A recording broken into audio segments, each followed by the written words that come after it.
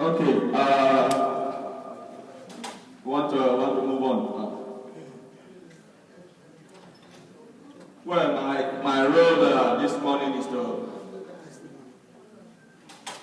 be able to just give some little background in terms of some of the opportunities that, the partnership opportunities that exist, and how we'll be able to team up both within ourselves in diaspora and with the government back home and some of the other citizens of Kogi State and Igala people back home, for us to be able to develop Igala land and Kogi State as a whole. So I want to begin by actually just recognizing the protocol. So His Excellency, the Executive Governor of Kogi State, represented here by the Honorable Commissioner for Culture and Tourism, Mr. Amos Asholo, other brothers and sisters that are here, some of the other officials of the state government from Kogi State, other friends that came over from Nigeria for this purpose, brothers and sisters, sons and daughters, and our in-laws that are out here. We want to thank you very much for taking your time to be here. So, His Excellency has done excellently well in presenting the very huge investment opportunities that exist in Kogi State. From his analysis and by other available data, it is very clear that Kogi State has some of the best agricultural lands in the country. The state also has a very large deposit of some of the major minerals, a large deposit of coal, limestone, and some of the other minerals are there in abundance in Kogi State, especially even on the eastern side where we all came from. There are a lot of historical landmarks, just as His Excellency has enumerated. A lot of landmarks in Lokoja. We also have a lot of landmarks back on the Kogi Senatorial District. You have the Enipe statue in Ida. Around which many of these various landmarks are things that major tourism can develop, major tourist attractions can be developed around, and that is a major source of revenue in many parts of the world. These states, especially that we are meeting this year, is a state that is heavily dependent on tourism, and so a lot of billions and billions of dollars are being made from tourism. So it's no longer just the other areas of investments and major areas that we can definitely make money. So the question is, and that is where this discussion is going to be going to, because I would really want to be more like a discussion for us today on some of the challenges and the opportunities that exist for development and investment back home. So the question is, we just use agricultural, mineral, and historical resources. Why is Kogi State and by extension Igala land still said to be one of the poorest regions in the country? So that is the fundamental question. We have enumerated all these various huge potentials. All these things are there, available, they are there. We know them. Why are we still considered to be one of the poorest? So my job today is to try and highlight some of the ways in which those of us here in the diaspora can be able to sit down together and be able to see what we can do to, not only to answer that basic question, but also to see what we can contribute to be able to redress some of the existing problems that we have. So the major, from my own analysis, the major problem with Igala land is the fact that there is the absence of any major industrial output in Igala land today. If we can be honest with ourselves, if I'm mistaken, I mean, is there any major one maybe that I do not know? What is any major industrial outfit in Igala land apart from probably people, maybe the palm oil maybe the palm oil industry that was at Acharu before that never really worked again. Any other major industrial outfit that we can say, yes, this is one that can employ all these streams of young people that have been produced out of the various universities. If there are any, maybe you can correct me. Anybody, you are all here, which are the other major industries we have in the gala that can employ a large number of people?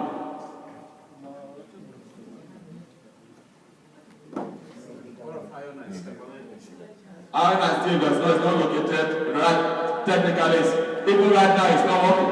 I mean, it's still So I'm bringing out this for us to begin to think that yes, we are talking about crime rate. We are talking about high level of poverty in the Ghana land. We are talking about all those things. Many of those things are directly attributable to the fact that there are no opportunities that exist to be able to employ a large number of kids we are producing out of the various tertiary institutions in the country. So it's not something that we know the answer. You know, so we know the answer. So that's where the direction of our discussion here is going to go today. So now, the question then is, yes, we now know we have a problem. What are the solutions? What can we do to address those fundamental problems, structural problems that we have back home in terms of the underdevelopment and in terms of the lack of opportunities? Let's go back into history. Igala Kingdom used to be one of the richest and most productive parts of the Nigerian state. It also used to be one of the most peaceful parts of Nigeria. Ilagala province was next to Kano province in terms of the revenue in those days. Crime used to be anathema to the Igala people. But what's the situation today? Igala land is known to be, obviously we've talked about poverty, we've already talked about crime. Crime permeates especially every area of Igala land today. So our boys, many of them are already been known to be involved in a lot of notorious criminal activity in the country. That used to be anathema to the Igala people just some few decades back. So we know we have problems. So the issue then is as, so without those opportunities, then we have all these problems that exist. So those of us in diaspora are uniquely placed to serve as catalysts to address the problems of the absence of opportunities for our people. The people back home look up to us to provide the leadership, and the history also beckons on us to show the way.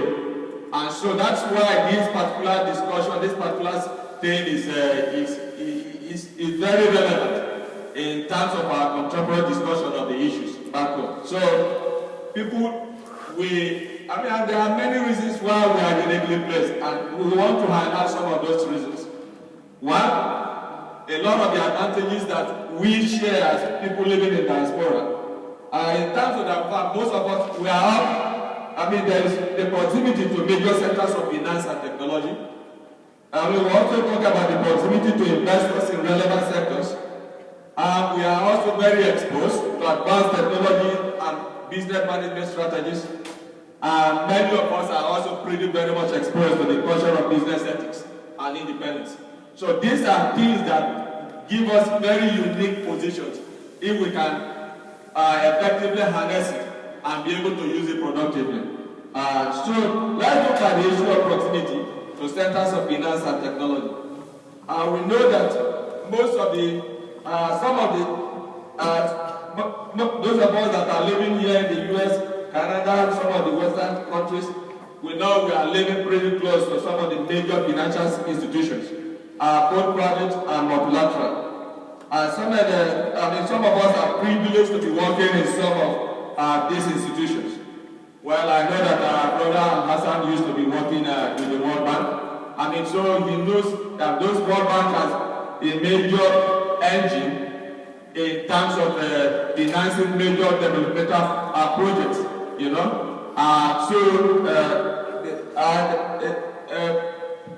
Somebody like Dangote, we know, got quite a lot of big money from the World Bank to finance a lot of his industrial projects by virtue of the guarantee by the federal government. So yes, many of those financial institutions are here. Many of us are pretty close to them. So many of us knows how those institutions work to be able to promote development back home. And so that places us in a very unique position to play roles if everything can line up properly to be able to serve as an instrument and an engine of development and investment back home. Another financial institution, Exim Bank, we know is also known to finance developmental projects that are beneficial both to the United States and to the country that those projects are located. So the fact that we are located in close proximity to some of those financial institutions obviously places us in unique position to serve as channels of development. The other thing is in terms of our proximity to investors in the relevant sectors. United States again is home to some of the biggest players in the global investment areas. Some of the biggest companies and corporations with global spread have their corporate headquarters here in the US. Many of us are privileged to work or do business with some of these companies. Obviously, I work for a company, the Cargill Incorporated. Cargill has a global presence. It's a major multinational company working in the various agricultural manufacturing area.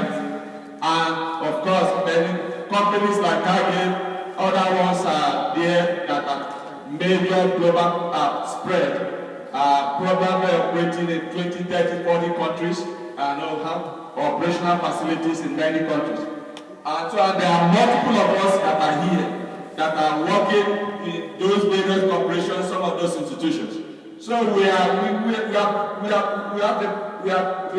privileged to have information in the way some of those companies operate. And obviously it pains some of us that we are not seeing many of their presence in Nigeria. And so the question is then is that when we are in those positions, how can we be able to leverage our proximity to these various institutions and to these major players to influence the location of their investments in our motherlands? And we'll go into the discussion in some of the limitations, in some of the challenges that we face, that even while we are here, why is it that it somehow becomes difficult for us to leverage our proximity to these various institutions to be able to be an effective channel of development even to our own people. The other thing is in terms of advanced technology, many of us too are in the areas of technology, and many of us are also working closely in various centers with advanced business management strategies. So we know that the acquisition of some of these latest skills are very critical in building confidence, especially in many financial transactions. When you want to get capital, you want to get money for investments, a lot of the skills that are needed are some of the latest skills, both in terms of the technology, in terms of business management, and in other areas. Many of us are privileged to have close proximity to where many of those technologies exist and can be acquired. And so that places us in very unique positions to play critical roles in terms of the attraction of investment back to our place.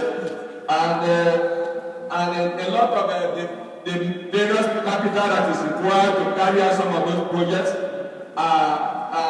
it's not that very easy to get them out of the United States without people whom they believe and trust will be able to utilize it to be able to get the money returned back.